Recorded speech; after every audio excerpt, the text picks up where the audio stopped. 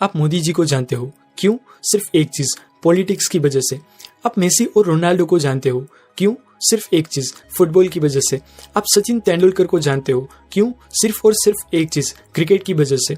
ऐसे में कई सारे लोगों के और कंपनी के एग्जाम्पल दे सकता हूँ जो फेमस है सिर्फ और सिर्फ उनकी एक ही चीज की वजह से। और यही सारी चीजों को ऑब्जर्व करते हुए यूएस की सबसे बड़ी रियल एस्टेट कंपनी के को फाउंडर गैरी केलर ने उनके ही कंपनी के वाइस प्रेसिडेंट जय पापासन के साथ मिलकर बुक लिखी द वन थिंग। उन्होंने ऑब्जर्व किया कि आज दुनिया की जितनी भी पॉपुलर कंपनीज है और जितने भी कामयाब इंसान हैं, वो सिर्फ और सिर्फ उनकी एक चीज की वजह से ही कामयाब है। जितने भी कामयाब लोग हैं वो सब जानते थे कि हमारे पास जीने के लिए जो टाइम है वो सभी काम सीखने के लिए तो बहुत कम है, लेकिन कोई एक काम सबसे बेस्ट तरीके से सीखने के लिए और उसमें मास्टर बनने के लिए काफी है। वो जानते थे कि इस कंपटीशन वाले मार्केट में आप सभी चीजों में बेस्ट नहीं बन सकते, परंतु कोई एक चीज में तो एक्सपर्ट बन ही सकते हैं। हम मार्क जुकरबर्ग को the most successful entrepreneur in the world जानते हैं, क्योंकि उन्होंने सिर्फ एक चीज, फेसबुक पर ही फोकस किया, और वो एक चीज मतलब कि फेसबुक ने उनको आज 5th richest person in the world बना दिया। तो क्या आप जानते हैं कि आपके लिए वो एक चीज क्या है?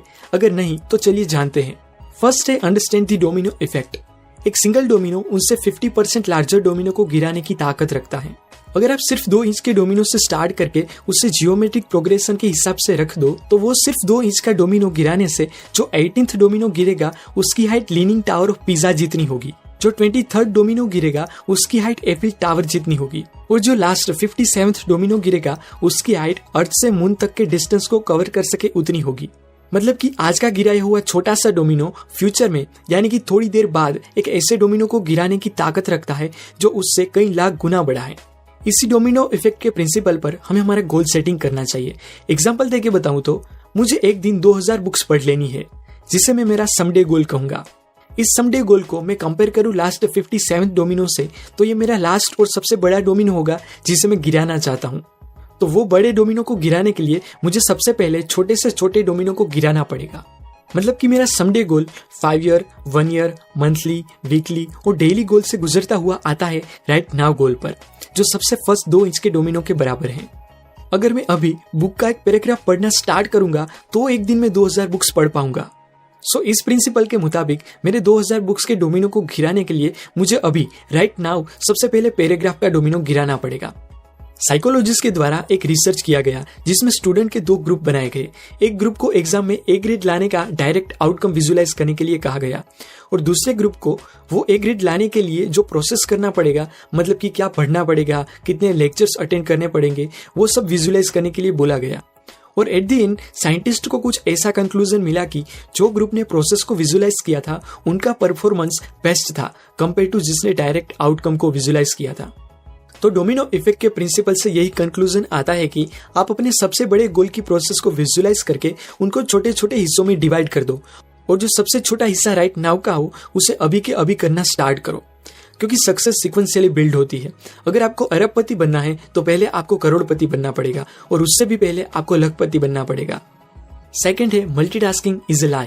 अगर आपको कोई बोले कि मैं मल्टीटास्किंग कर सकता हूं तो आप समझ लेना कि वो फेंक रहा है, क्योंकि मल्टीटास्किंग कोई कर ही नहीं सकता, इवन कंप्यूटर भी नहीं।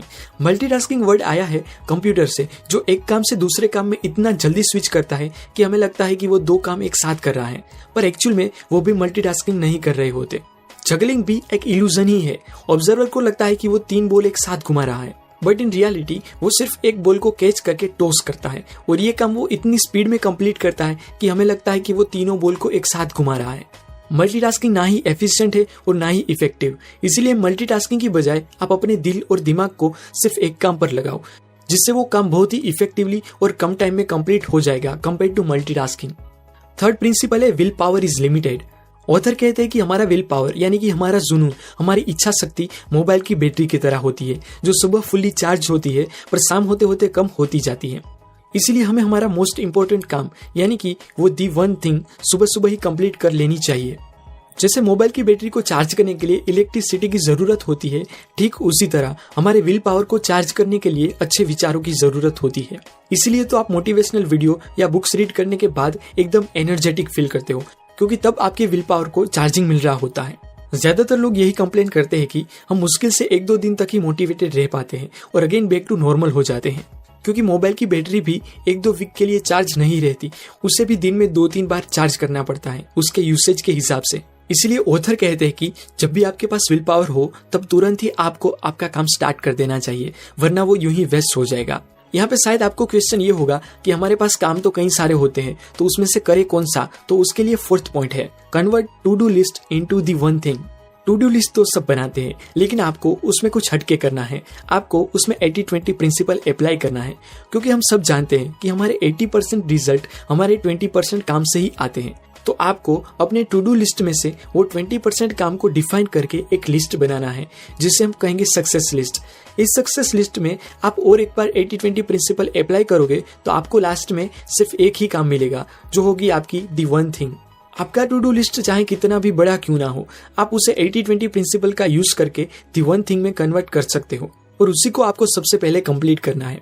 विंस लोम्बार्डी ने कहा था कि success demand singleness of purpose, और ये तभी हो सकता है जब आप अपने आप को हर रोज एक क्वेश्चन पूछोगे कि what's the one thing I can do such that by doing it everything else will be easier और अननेसेसरी।